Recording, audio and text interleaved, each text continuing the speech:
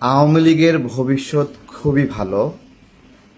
এইটা গতকালকে নির্ধারণ হয়েছে এই ভাগ্যটা, এবং এই ভাগ্য নির্ধারণে অগ্রণী ভূমিকা রেখেছে সাবেক প্রেসিডেন্ট হামিদ খান সাহেব। সে বিদেশে চিকিৎসা নিতে চলে গেল এবং তারপরে দেশে ফিরে আসলো সাহসের সাথে। এই সব কিছু মিলিয়ে তার যে সাহসিকতা সেটা প্রমাণ পেয়েছে, এবং এই সাহস আওয়ামী লীগের নেতাকর্মীদের অনুপ্রেরণা যোগাবে এবং এটা একটা দৃষ্টান্ত হয়ে গেল। আমার প্রশ্ন অন্য জায়গায়। আমাদের স্বরাষ্ট্র উপদেষ্টা বলেছিল তাকে ইন্টারপোল দিয়ে ধরে নিয়ে আসবে। আপনারা এই কথাটার যৌক্তিকতা বলেন, প্রাসঙ্গিকতা বলেন, অথবা আসলেই ইন্টারপোল দিয়ে তাকে ধরে আনা সম্ভব ছিল কিনা। যাকে ইন্টারপোল দিয়ে ধরে আনবেন আমাদের স্বরাষ্ট্র উপদেষ্টা, তাকে দেশে আসার পরে গ্রেপ্তার করা হয়েছে কিনা। এই যে সামগ্রিক একটা ব্যবস্থাপনা, এটা দেখে আমার মনে হচ্ছে আওয়ামী লীগের ভবিষ্যৎ খুবই ভালো। বাংলাদেশে আরেকটি ঘটনা ঘটেছে। শেখ পরিবারের একজন সদস্য দেশের বাহিরে চলে গেছে। তিনি অত্যন্ত প্রভাবশালী একজন ছিলেন, যিনি বাংলাদেশের অর্থনৈতিক খাতে বাংলাদেশ ব্যাংক, বিভিন্ন লোন, ব্যাংকিং অনুমোদন, ব্যাংকের এমডি নিয়োগ, ব্যাংকের চেয়ারম্যান নিয়োগ, এই সমস্ত বিষয়ে ব্যাপক প্রভাব রাখতেন।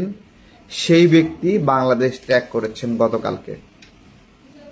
তো ডক্টর ইউনূস স্যারের অনুমতিতে হামিদ খান সাহেব বাহিরে গিয়েছিল, দেশের বাহিরে চলে গিয়েছিল।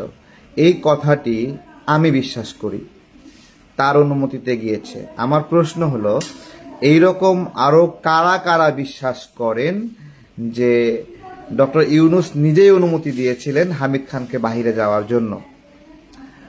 ঠিক একইভাবে শেখ পরিবারের সদস্য যে দেশের বাহিরে গেল, এই বিষয়েও অনুমতি দিয়েছেন ডক্টর ইউনূস নিজেই। এটা আমি বিশ্বাস করি।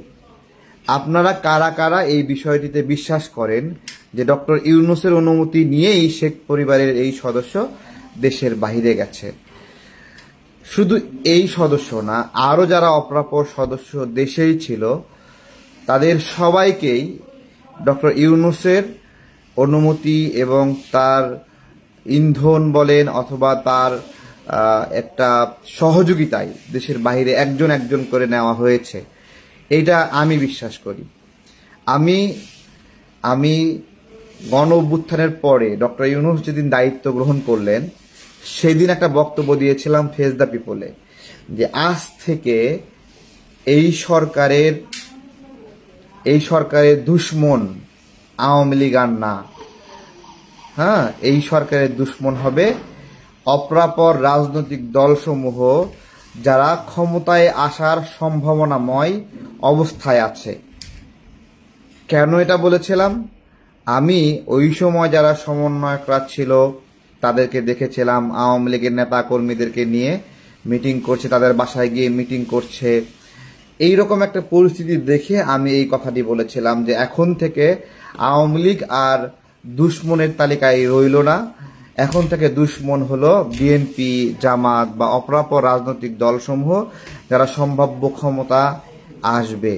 এটা আমি বলেছিলাম, এবং সার্বিকভাবে ধীরে ধীরে এই সব কিছুই প্রমাণিত হচ্ছে।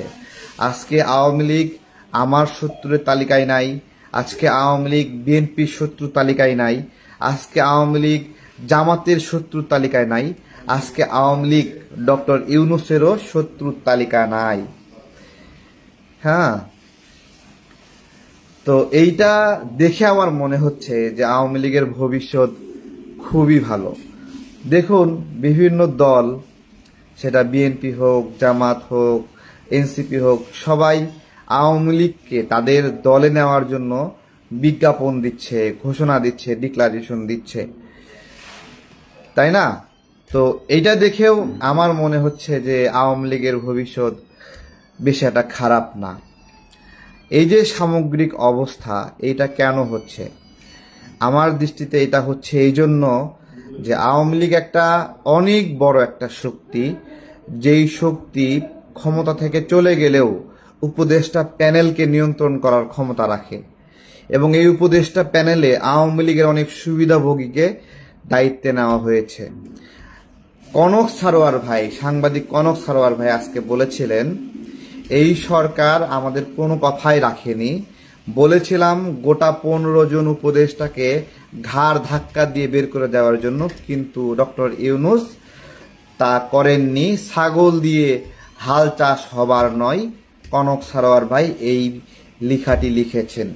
ঠিক আছে, আজকে গতকালকে ফেস দ্য পিপুলে এই কথাটি আমি বলছিলাম যে এই সরকার আমাদের কি কি কথা রাখলো, কি কি কথা রেখেছে।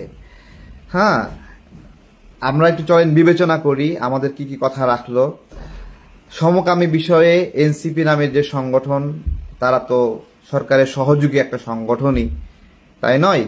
তারা সমকামী দিয়ে দল ভরিয়ে ফেললো, বামদেরকে দিয়ে দল ভরিয়ে ফেললো। এই যে উপদেষ্টা প্যানেল, এইটাও ব্যাপকভাবে সিপিবির রাজনীতি করেছে এইরকম লোক আছে, বাম রাজনীতি করেছে এইরকম লোক আছে, তাদেরকে দিয়ে পুরো একটা ফোরাম ভরিয়ে ফেলেছে। আমরা বলেছিলাম এটা সংস্কার করতে হবে, সেটা সংস্কার করা হয় নাই। আমরা বলেছিলাম ফারুকীকে অপসারণ করতে হবে, করা হয় নাই। আসিফ নজরুল স্যারের বিরুদ্ধে অভিযোগ, সংস্কার করা হয় নাই।